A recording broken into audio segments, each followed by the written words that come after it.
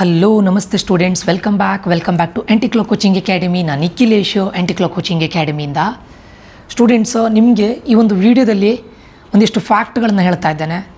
JEE mains or JEE in general ಆಗಿ JEE joint entrance examination ಬಗ್ಗೆ, ಮತ್ತು neat ಯಾರು ಮೆಡಿಕಲ್ ಆಸ್ಪರೆಂಟ್ಸ್ ಇದ್ದಾರಲ್ಲ ಅವರೆಲ್ಲ ಸ್ಟೂಡೆಂಟ್ಸ್ಗಳಿಗೆ ಒಂದಿಷ್ಟು ನನ್ನ ಕಡೆಯಿಂದ ಏನು ಹೇಳ್ತಾರೆ, ಒಂದು ಕಿವಿ ಮಾತು ಅಷ್ಟೇ. ಓಕೆ, ಸೊ ರಿಯಾಲಿಟಿನ ನಾನು ನಿಮ್ಮ ಮುಂದೆ ಹೇಳ್ತಾ ಇದ್ದೇನೆ, ದಯವಿಟ್ಟು ಕೇಳ್ಕೊಳ್ಳಿ. ಇದು ನಿಮ್ಮ ಜೂನಿಯರ್ಸಿಗೂ ನೀವು ಸಜೆಸ್ಟ್ ಮಾಡ್ಬೋದು, ನಿಮಗೂ ಕೂಡ ಒಂದು ಇದಾಗುತ್ತೆ, ಲೆಸನ್ ಆಗುತ್ತೆ, ಪೇರೆಂಟ್ಸ್ಗಳು ಇದನ್ನು ನೋಡ್ಬೋದು. ಅದಕ್ಕೋಸ್ಕರ ನಾನು ಹೇಳ್ತಾ ಇದ್ದೇನೆ, ದಯವಿಟ್ಟು ಈ ವಿಡಿಯೋನ ಟಿಲ್ ದ ಎಂಡ್ ವಾಚ್ ಮಾಡಿ. ಓಕೆ, ಸೊ ಅದಕ್ಕಿಂತ ಮುಂಚೆ ಯಾರಿಗಾದರೂ ಆಂಟಿಕ್ಲೋ ಕೋಚಿಂಗ್ ಅಕಾಡೆಮಿಯ ಏಕಲವ್ಯ 2.0 KCET ಆ್ಯಂಡ್ ಕಾಮಿಡ್ಗೆ 1-to-1 ಪರ್ಸನಲ್ ಕೌನ್ಸಿಲಿಂಗಿಗೆ ಜಾಯ್ನ್ ಆಗಬೇಕು ಅಂತಿದ್ದರೆ ಈ ನಂಬರ್ಗೆ ಮೆಸೇಜ್ ಹಾಕಿ. ಆ್ಯಂಡ್ ಈಗ ಒಂದು ಎಕ್ಸ್ಕ್ಲೂಸಿವ್ ಆಗಿ ನಾನೊಂದು ಅಪ್ಡೇಟ್ ಕೊಡ್ತಾ ಇದ್ದೇನೆ. ಈ ಫೀಸು ಅಂದರೆ ನನಗೆ ತುಂಬ ಮೆಸೇಜ್ಗಳು ಬರ್ತಾ ಇದ್ದಿತ್ತು ಪೇರೆಂಟ್ಸ್ಗಳಿಂದ ಮತ್ತು ಸ್ಟೂಡೆಂಟ್ಸ್ಗಳಿಂದ. ಸರ್ 1500 ಸ್ವಲ್ಪ ಜಾಸ್ತಿ ಆಗ್ತಾಯಿದೆ, ನಾವು ಫಿನಾನ್ಷಿಯಲಿ ತುಂಬ ಸ್ಟ್ರಾಂಗ್ ಇಲ್ಲ ಸರ್, ಸ್ವಲ್ಪ ಕಡಿಮೆ ಮಾಡಿ ಅಂತಿದ್ದಾರೆ. ಸೊ ಅದಕ್ಕೋಸ್ಕರ ನಾನು ಓನ್ಲಿ ಅಂದರೆ ನಾನು ಆನೆಸ್ಟಾಗಿ ಸ್ಟೂಡೆಂಟ್ಸು ಯಾರ್ಯಾರು ನಿಜವಾಗಿಯೂ ಫಿನಾನ್ಷಿಯಲಿ ತುಂಬ ವೀಕ್ ಇದ್ದರೆ ಅವರಿಗೋಸ್ಕರ ನಾನು ಇದನ್ನು 999 ರೂಪೀಸಿಗೆ ಮಾಡ್ತಾ ಇದ್ದೇನೆ. ಅವರಿಗೆ ಯಾವುದು ಓನ್ಲಿ KCET. ಓಕೆ, ಕಾಮಿಡ್ಕೇಲಿ ಮಾಡ್ತಾ ಇಲ್ಲ, ಓನ್ಲಿ KCET. ಫಿನಾನ್ಷಿಯಲಿ ತುಂಬ ಇದ್ದಿದ್ರೆ ನನಗೆ ಹೇಳಿ, ಯಾಕಂದರೆ ನಾವು ಓನ್ಲಿ ಇಲ್ಲಿ ಬಿಸ್ನೆಸ್ ಮಾಡಲಿಕ್ಕೋಸ್ಕರ ನಾನು ಬರ್ತಾ ಇಲ್ಲ, ಹಾಗಂತ ಫ್ರೀ ಕಂಟೆಂಟು ನಾನು ಕೊಡಲಿಕ್ಕೆ ಆಗೋದಿಲ್ಲ. ಯಾವುದೋ ಒಂದು ಕಂಟೆಂಟ್ ಫ್ರೀ ಆಗಿದ್ದರೆ ಅದಕ್ಕೆ ಬೆಲೆ ಇರೋದಿಲ್ಲ. ಸೊ ಯಾರಿಗೆ ತುಂಬ ಫಿನಾನ್ಷಿಯಲಿ ತುಂಬ ಬರ್ಡನ್ ಅನಿಸುತ್ತೆ ಅವರಿಗೆ ನಾನು ಹೇಳ್ತಾ ಇರೋದು 999 ರೂಪೀಸಿಗೆ ಕೊಡ್ತಾ ಇದ್ದೇನೆ. ಬಿಕಾಸ್ ನಾನು 6 ಇಯರ್ಸಿಂದ ಇದರಲ್ಲಿ ಇದ್ದೇನೆ, 6+ ಇಯರ್ಸಿಂದ ನಾನು ತುಂಬ ಸ್ಟೂಡೆಂಟ್ಸ್ಗಳಿಗೆ ಇದು ಮಾಡಿದ್ದೇನೆ. ಸೊ ಎಲ್ಲರೂ ಕೂಡ ಫಿನಾನ್ಷಿಯಲಿ ಸ್ಟ್ರಾಂಗ್ ಇರೋದಿಲ್ಲ, ಅಂಥವರಿಗೆ ಗೈಡೆನ್ಸ್ಗಳು ಬೇಕಾಗಿರುತ್ತೆ. ಬಟ್ ಅದು ತುಂಬ ಹೆಕ್ಟಿಕ್ ಅನಿಸ್ಬಾರ್ದು ಅನ್ನೋ ಒಂದೇ ಒಂದು ರೀಸನ್ಗೆ ಇದು 999 ಮಾಡ್ತಾ ಇದ್ದೇನೆ. ಲಿಮಿಟೆಡ್ ಸೀಟ್ಸು, ಓನ್ಲಿ 1 ವೀಕ್ ನಾನು ಇಡ್ತಾ ಇದ್ದೇನೆ. 50 to 100 ಸೀಟ್ಸ್ಗಳನ್ನು ಮಾತ್ರ ತೊಗೊಳ್ತಾ ಇದ್ದೇನೆ, ಮೋರ್ ದೆನ್ ದ್ಯಾಟ್ ನಾನು ತಗೊಳ್ಳೋದಿಲ್ಲ. ಜಾಯ್ನ್ ಆಗಬೇಕು ಅಂತಿದ್ದವರು ಆದಷ್ಟು ಬೇಗ ಜಾಯ್ನ್ ಆಗಿ. ಮತ್ತು ಎಲ್ರಿಗೂ ಒಂದು ಹಂಬಲ್ ರಿಕ್ವೆಸ್ಟ್ ಏನಂತ ಕೇಳಿದರೆ, ನಿಮ್ಮ ಫಿನಾನ್ಷಿಯಲಿ ನೀವು ಒಂದು ಲೆವೆಲಿಗಿದ್ದರೆ ದಯವಿಟ್ಟು ಅದಕ್ಕೆ ಹೋಗಬೇಡಿ. ಯಾಕಂತ ಕೇಳಿದರೆ ಇದು ತುಂಬ ಫಿನಾನ್ಷಿಯಲಿ ಇದ್ದವರಿಗೆ ನಾನು ರೀಚ್ ಆಗಲಿ ಅಂತ ಒಂದು 50 to 100 ಸೀಟ್ಸ್ಗಳನ್ನು ಮಾತ್ರ ಕೊಡ್ತಾ ಇದ್ದೇನೆ. ಸೊ ಬಿಕಾಸ್ ನಾನಿಲ್ಲಿ ನನ್ನ ಟೈಮನ್ನು ಸ್ಪೆಂಡ್ ಮಾಡ್ತೇನೆ, ಎಫರ್ಟನ್ನು ಆಗ್ತಾ ಇದ್ದೇನೆ, ನನ್ನ ನಾಲೆಜನ್ನು ಶೇರ್ ಮಾಡ್ತಾ ಇದ್ದೇನೆ. You will get lots of things, lots of things for sure. Okay, ಅದಕ್ಕೋಸ್ಕರ ಅವರಿಗೂ ರೀಚ್ ಆಗಲಿ ಅನ್ನೋ ರೀಸನಿಂದ ನಾನು ಕಡಿಮೆ ಕೊಡ್ತಾ ಇದ್ದೇನೆ. ದಯವಿಟ್ಟು ಫಿನಾನ್ಷಿಯಲಿ ನೀವು ಸ್ವಲ್ಪ ಸ್ಟೇಬಲ್ ಇದ್ದರು, ಅಂದರೆ ತುಂಬ ಇದಿಲ್ಲದೆ ಇದ್ದರೆ ದಯವಿಟ್ಟು ಹಾಗೆ ಹೇಳಬೇಡಿ. ಅದು 1499 ಇರುತ್ತೆ. ನೀವು ಆಗೋದೇ ಇಲ್ಲ ಅಂತಿದ್ರೆ, ಅಂದರೆ ಪೂರೆಸ್ಟ್ ಆಫ್ ದ ಪೂವರ್ ಪೀಪಲ್ಗೂ ಇದು ತಲುಪಲಿ ಅಂತ ನಾನು ಮಾಡ್ತಾ ಇರೋದು. ದಯವಿಟ್ಟು ಆ ಸೀಟು ಹೋಗೋರಿಗೆ ತಲುಪೋರಿಗೆ ತಲುಪಲಿ ಅಂಥೇಳಿ 999 ಮಾಡ್ತಾ ಇದ್ದೇನೆ. ಉಳಿದವರು ಫಿನಾನ್ಷಿಯಲಿ ಸ್ಟ್ರಾಂಗ್ ಇದ್ದರೆ ದಯವಿಟ್ಟು ಇದು ಮಾಡಬೇಡಿ, 1499ಗೆ ಹೋಗಿ. ಹೋಪ್ ನಿಮ್ಗೆ ಅಂಡರ್ಸ್ಟ್ಯಾಂಡ್ ಆಗುತ್ತೆ ಅಂತ ಅಂದ್ಕೊಳ್ತೇನೆ ನಾನು, ಯಾಕಂದರೆ ಇದು ಎಲ್ರಿಗೂ ರೀಚ್ ಆಗಲಿ ಅಂತೇಳಿ ಒಂದೇ ಒಂದು ರೀಸನ್ಗೆ ನಾನು ಇದನ್ನು ಕೊಡ್ತಾ ಇರೋದು. ಓಕೆ, ಯಾರಿಗೆ ಜಾಯ್ನ್ ಆಗಬೇಕು ಅಂತಿದ್ರೆ ಆದಷ್ಟು ಬೇಗ ಮೆಸೇಜ್ ಹಾಕಿ ಇದಕ್ಕೆ. ಮತ್ತು ಒನ್ಸ್ ಆಫ್ಟರ್ ನಾನು 50 to 100 ಸೀಟ್ಸ್ ಮಾತ್ರ 999 ರೂಪೀಸ್ಗೆ, ದಟ್ ಟು ಫಾರ್ ಫಿನಾನ್ಷಿಯಲಿ ಬ್ಯಾಕಲ್ಲಿದ್ದವರಿಗೆ. ಓಕೆ, ಸೊ ಅಂಥವರಿಗೆ ಮಾತ್ರ ಜಾಯ್ನ್ ಆಗಬೇಕು ಅಂತಿದ್ದವ್ರು ಈ ನಂಬರ್ಗೆ ಮೆಸೇಜ್ ಹಾಕಿ. ಓಕೆ, ಸೊ ಈ ವಿಡಿಯೋ ಬಂದುಬಿಟ್ಟು students exclusively for NEET and JEE ಸ್ಟೂಡೆಂಟ್ಸ್ಗಳಿಗೆ. ನಿನ್ನೆ ನೀಟ್ ಎಕ್ಸಾಮ್ ಆಯಿತು, ಮೊನ್ನೆ ಸಂಡೇ ನೀಟ್ ಎಕ್ಸಾಮ್ ಆಯಿತು. ಸೊ ನಾನು ತುಂಬ ಸ್ಟೂಡೆಂಟ್ಸ್ಗಳನ್ನ ನೋಡಿದೆ. ನಾನು ಇಲ್ಲೇ RV ಕಾಲೇಜ್ ಹತ್ರ ಇರೋದು ಕಾಲೇಜಲ್ಲಿ ಇದಾಗ್ತಾಯಿದ್ದಿತ್ತು, ಎಕ್ಸಾಮ್ ಆಗ್ತಾಯಿದ್ದಿತ್ತು. ಎಲ್ಲ ಸ್ಟೂಡೆಂಟ್ಸ್ಗಳದ್ದು ಹಾರ್ಡ್ ವರ್ಕು ಅಥವಾ ಅವರು ಡೆಡಿಕೇಷನ್ನು ಎಲ್ಲೋ ಒಂದು ಕಡೆ ಎಲ್ಲರ ಮುಖದಲ್ಲೂ ತುಂಬ ಬೇಜಾರು ಕಾಣಿಸ್ತು. ಇಷ್ಟು ದಿನ ಹಾರ್ಡ್ ವರ್ಕ್ ಮಾಡಿ ನೀಟ್ ಅನ್ನೋದು ಯಾವಾಗ ನೀವು ಡಿಸೈಡ್ ಮಾಡ್ತೀರಾ ನೋಡಿ, ಆವತ್ತಿಂದ ನಿಮ್ಮ ಹಾರ್ಡ್ ವರ್ಕ್ ಸ್ಟಾರ್ಟ್ ಆಗಿರುತ್ತೆ. ನೀವು ಕನ್ಸಿಸ್ಟೆಂಟಾಗಿ ವರ್ಕ್ ಮಾಡ್ತೀರಾ, ವಿದೌಟ್ ನೋಯಿಂಗ್ ಎನಿಥಿಂಗ್ 12 hours ಓದ್ತೀರಾ. ನಾನು ಒಬ್ಬ ಡಾಕ್ಟ್ರ್ ಆಗಬೇಕು, ಒಂದೊಳ್ಳೆ ಡಾಕ್ಟ್ರ್ ಆಗಬೇಕನ್ನೋ ಕನಸಿಂದ ಹೋಗ್ತೀರಾ. ಬಟ್ ಸಂಡೇ ನೋಡಿದಾಗ ನನಗೇನೋ ಒಂದು ರೀತಿ ಬೇಜಾರು ಅನ್ನಿಸ್ತು. ಎಲ್ಲರೂ ಇವನ್ ನಾನು ಇದು ಇಂಟರ್ವ್ಯೂ ನೋಡಿದೆ ಯೂಟ್ಯೂಬಲ್ಲಿ, ಕೆಲವು ಸ್ಟೂಡೆಂಟ್ಸ್ಗಳು ಲಿಟ್ರಲಿ ಅಳ್ತಾ ಹೊರಗಡೆ ಬಂದರು. ಅವರ ಹಾರ್ಡ್ ವರ್ಕಿಗೆ ಇಲ್ಲಿ ಬೆಲೆ ಇಲ್ವಾ, ನಮ್ಮ ಸಿಸ್ಟಮೇ ಈಗ ಏನಂತ ನನಗೆ ಅರ್ಥ ಆಗಿಲ್ಲ. ಫಿಸಿಕ್ಸ್ ಕ್ವಶನ್ ಪೇಪರ್ ಕಂಪ್ಲೀಟ್ಲಿ ನನಗೆ ನೀಟ್ ಕ್ವಶನ್ ಪೇಪರ್ ನಾನು ಅನಲೈಸ್ ಮಾಡಿಲ್ಲ, ಬಟ್ ನಾನು ಒಂದಿಷ್ಟು ಎಕ್ಸ್ಪರ್ಟೀಸ್ಗಳ ಇದನ್ನು ನೋಡಿದಾಗ, ಇಂಟರ್ವ್ಯೂಸನ್ನು ನೋಡಿದಾಗ ಅವ್ರು ಹೇಳ್ತಾರೆ ತುಂಬ ಕಂಪ್ಲೀಟ್ಲಿ. ಈಗ ಕೋಚಿಂಗ್ ಸೆಂಟರ್ಸ್ ಅವರು 5-10 ಜನ ಕೂತ್ಕೊಂಡು ಟೀಚರ್ಸ್ ಕೂತ್ಕೊಂಡು ಅದನ್ನು ಸಾಲ್ವ್ ಮಾಡ್ತಾರೆ. ಬಟ್ ಒಬ್ಬ ಸ್ಟೂಡೆಂಟ್ ಮಾಡಬೇಕಲ್ಲ, ಹೇಗೆ ಮಾಡೋದು ಎಕ್ಸಾಮ್ ಹಾಲಲ್ಲಿ? ಬಯಾಲಜಿ ಕ್ವಶನ್ ಪೇಪರ್ ಈಸಿ ಇದ್ದಿತ್ತು, ಬಟ್ ಲೆಂದಿ ಇದೆ ಅಂತ ಹೇಳ್ತಾರೆ. So it was last year ನೋಡಿದರೆ ಕ್ವಶನ್ ಪೇಪರ್ ಲೀಕ್ ಮಾಡಿದರು ಇದೇ NTA national testing agency. 720 out of 720 ತೆಗೆದಿದ್ರು, ಮೋರ್ ದೆನ್ 60 ಸ್ಟೂಡೆಂಟ್ಸ್ಗಳು. ಈ ವರ್ಷ ನೋಡಿದರೆ one of the toughest exam. I don't know ಏನು ಮಾಡಿದರು. ಲಾಸ್ಟ್ ಇಯರ್ ನನ್ನದೇ ಸ್ಟೂಡೆಂಟ್ಸ್ಗಳು ಎಷ್ಟೋ ಜನ ಸರ್ ನಾನು ಮೆಡಿಕಲಿಗೆ ಹೋಗ್ತೇನೆ ಅಂತೇಳಿ ಡ್ರಾಪ್ ತೊಗೊಂಡು ಈ ವರ್ಷ ಬರ್ತಿದ್ದಾರೆ. ಆ 1 year ಡ್ರಾಪ್ ತೊಗೊಂಡು ಲಾಸ್ಟ್ ಇಯರ್ ಒಳ್ಳೆ ಸ್ಕೋರ್ ಇದ್ದಿತ್ತು, ಬಟ್ ಅವರಿಗೆ ಗೌರ್ಮೆಂಟ್ ಸೀಟ್ ಆಗ್ತಾಯಿಲ್ಲ ಇದ್ದಿತ್ತು, ಸೆಮಿ ಗೌರ್ಮೆಂಟ್ ಆಗ್ತಾ ಇದ್ದಿತ್ತೇನೋ. ಬಟ್ ಗೌರ್ಮೆಂಟ್ ಸೀಟಿಗೋಸ್ಕರ 1 year ಡ್ರಾಪ್ ತೊಗೊಂಡ್ರು, ಈ ವರ್ಷ ಬರೆದ್ರು. ಈ ವರ್ಷ ನೋಡಿದರೆ ಈ ಥರ ಆಗ್ತಾಯಿದೆ. ಸೊ ಸ್ಟೂಡೆಂಟ್ಸು ನನ್ನ ಕಡೆಯಿಂದ ಒಂದು ಚಿಕ್ಕ ಕಿವಿ ಮಾತು, NEET and JEE not the final destination, the final destiny ಅಲ್ಲ. It is not the final destiny. Correct ನೆನ್ಪಿಟ್ಕೊಳ್ಳಿ. If it is your cup of tea, ಆವಾಗ ಮಾತ್ರ ಹೋಗಿ. ಒಂದು ಮಾತಿದೆ ಸ್ಟೂಡೆಂಟ್ಸ, ಒಂದು ಆನೆ, ಒಂದು ಕೋತಿ, ಒಂದು ಮೀನನ್ನು ನೀವು ಇಟ್ಕೊಂಡು ಮರ ಹತ್ತಿ ಅಂತ ರೇಸ್ ಮಾಡಿದರೆ ಆನೆಗೆ ಮರ ಹತ್ತಲಿಕ್ಕಾಗತ್ತಾ? ಮೀನಿಗೆ ನೀರಲ್ಲೇ ಇರಬೇಕು ಹೊರತು ಮೀನು ಮರದಲ್ಲಿ ಇರಲಿಕ್ಕಾಗೋದಿಲ್ಲ. ಮಂಗ ಮರ ಹತ್ತುತ್ತೆ, ಯಾಕಂದ್ರೆ ಅದು ಇರೋದೇ ಮರದಲ್ಲಿ.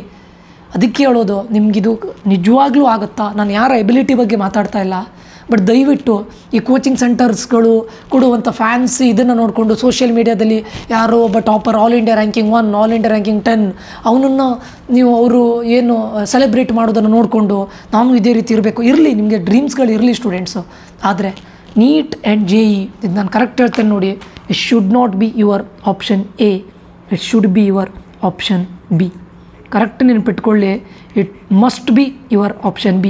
ಇಲ್ಲ ನಾನು 100% ಮಾಡ್ತೇನಂತಿದ್ರೆ ಮಾತ್ರ ಆಪ್ಷನ್ A ಇಟ್ಕೊಳ್ಳಿ. ಇಲ್ದಿದ್ರೆ NEET and JEE should be your option B students, ಆಯಿತಾ?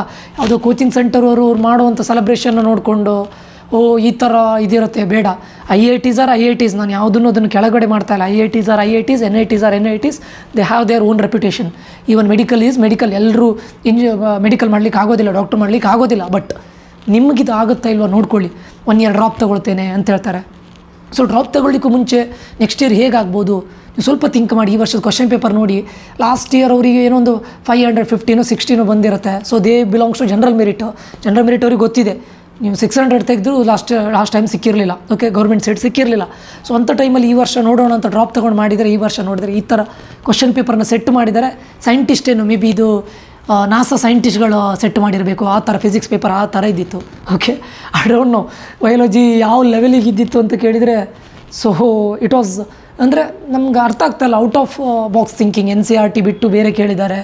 ಸೊ ಫಸ್ಟ್ ನೀವು ಡಿಸಿಷನ್ ತಗೊಳ್ಳಿಕ್ಕೆ ಮುಂಚೆ ಪ್ರತಿಯೊಬ್ಬ ಪೇರೆಂಟ್ಸ್ಗಳಿಗೂ ಹಾಗೆ ಸ್ಟೂಡೆಂಟ್ಸ್ಗಳಿಗೂ ಹಾಗೆ, ಈವನ್ ಜನರಲ್ ಮೆರಿಟ್ ಸ್ಟೂಡೆಂಟ್ಸ್ಗಳು JEEಯಲ್ಲಿ 97% 98% ತೆಗೆದರೂ ಕೂಡ ನಿಮಗೆ ಸೀಟ್ ಸಿಗೋದಿಲ್ಲ. ನಾಟ್ ಇನ್ NITsಲ್ಲಿ ನಿಮ್ಗೆ ಬೇಕಾಗಿರೋ ಬ್ರ್ಯಾಂಚ್ ಸಿಗೋದಿಲ್ಲ.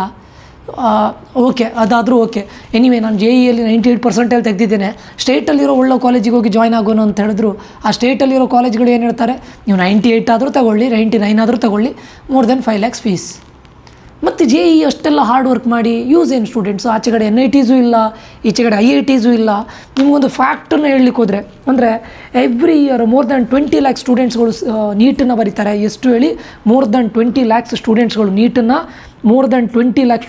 ನೀಟನ್ನು ಬರೀತಾರೆ. ಟೋಟಲ್ ಓವರಾಲ್ ಆಗಿ ಇರುವಂಥ ಸೀಟ್ಸ್ಗಳು ಎಷ್ಟು ಹೇಳಿ? 1 lakh. ದಟ್ ಟು ನಾನು ಹೇಳ್ತಾ ಇರೋದು ಮೆಡಿಕಲ್ಲು, ಗೌರ್ನಮೆಂಟ್ ಪ್ಲಸ್ ಪ್ರೈವೇಟ್, ಎಲ್ಲ government, semi government and private.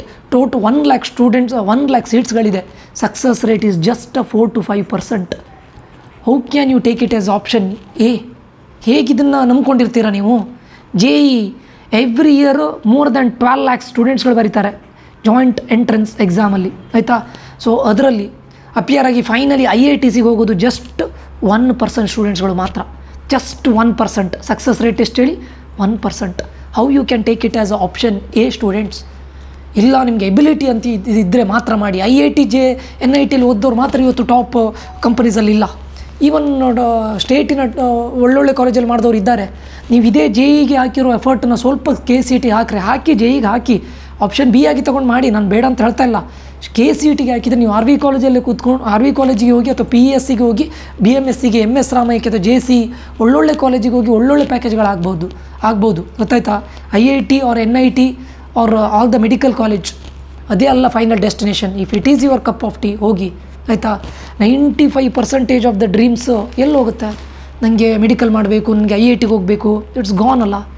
Okay, so ನಾನು ಇವಾಗಲೇ ಹೇಳ್ತಾ ಇದ್ದೇನೆ, ನಾನೊಬ್ಬ UPSC ಆಸ್ಪಿರೆಂಟು. ನಾನು ಕೂಡ UPSC ಬರೆದವನು 2023ಯಲ್ಲಿ. ನಾನು completely 1 year completely hard work ಮಾಡಿದ್ದೇನೆ.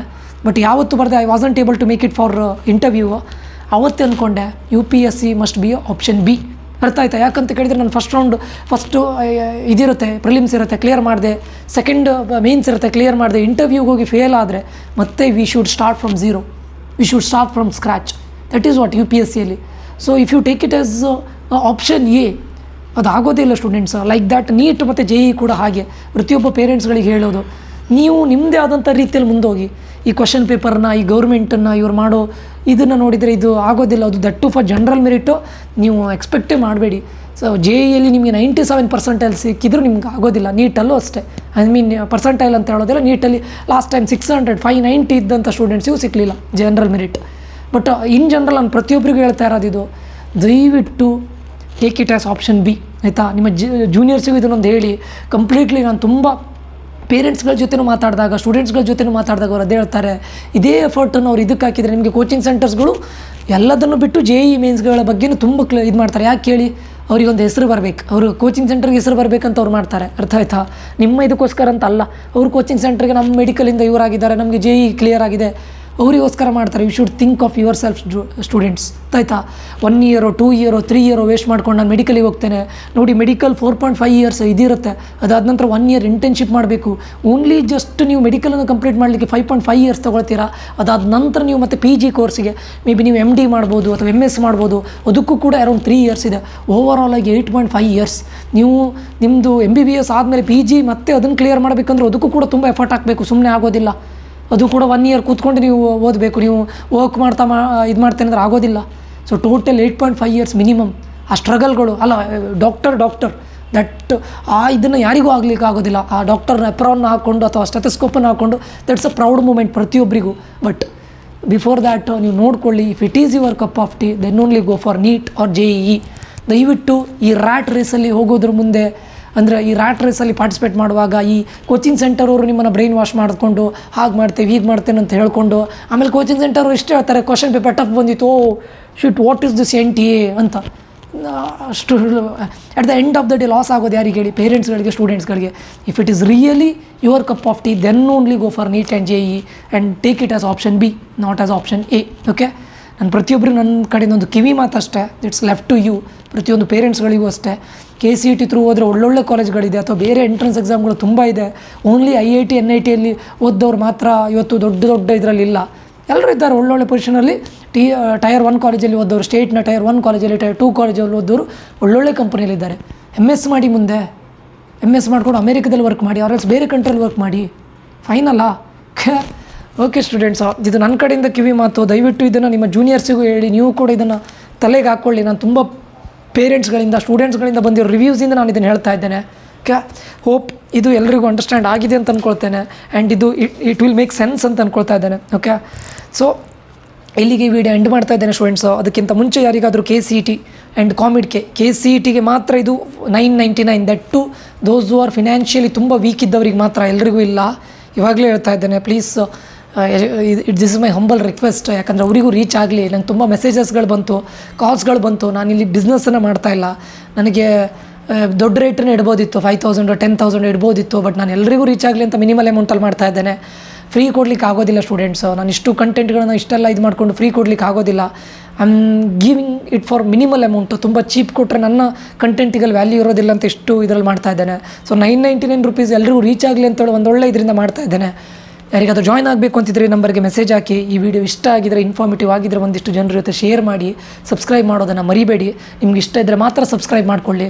ಸುಮ್ಮನೆ ಕಮೆಂಟ್ ಬಾಕ್ಸಲ್ಲಿ ಬಂದ್ಕೊಂಡು ಏನೇನೋ ಕಮೆಂಟ್ ಮಾಡಿಕೊಂಡು, ಯಾವುದೊಬ್ಬ ಸ್ಟೂಡೆಂಟು ಏನೋ ಇದಾಗಿದೆ, ನನ್ನದೇ ವೀಡಿಯೋ, ನನ್ನದೇ ಕಂಟೆಂಟು, ನನ್ನದೇ ಇನ್ಫಾರ್ಮೇಷನ್ ತೊಗೊಂಡು ಆಮೇಲೆ ನನ್ನ ಬಗ್ಗೆನೇ ಇವತ್ತೇನೇನೋ ನನ್ನ ಯೂಟ್ಯೂಬಲ್ಲೇ ಇದಾಗ್ತಾ ಇದ್ದಾನೆ. ಓಕೆ, ಆ ಥರ ಇದು ಮಾಡ್ಕೊಳ್ಬೇಡಿ, ಬ್ಯಾಕ್ ಸ್ಟ್ಯಾಬರ್ ಆಗಬೇಡಿ ಅಂತ ಹೇಳ್ತಾ ಇಲ್ಲಿಗೆ ವಿಡಿಯೋ ಎಂಡ್ ಮಾಡ್ತಾ ಇದ್ದಾನೆ. ಈ ವಿಡಿಯೋ ನಿಜವಾಗಿಯೂ ನಿಮಗೆ ಇಷ್ಟ ಆಗಿದರೆ ಲೈಕ್ ಮಾಡಿ, ಶೇರ್ ಮಾಡಿ, ಸಬ್ಸ್ಕ್ರೈಬ್ ಮಾಡಿ ಅಂತ ಮುಂದಿನ ವಿಡಿಯೋದಲ್ಲಿ ಮತ್ತೆ ಸಿಗ್ತೇನೆ. Until that, love you all, bye, take care students.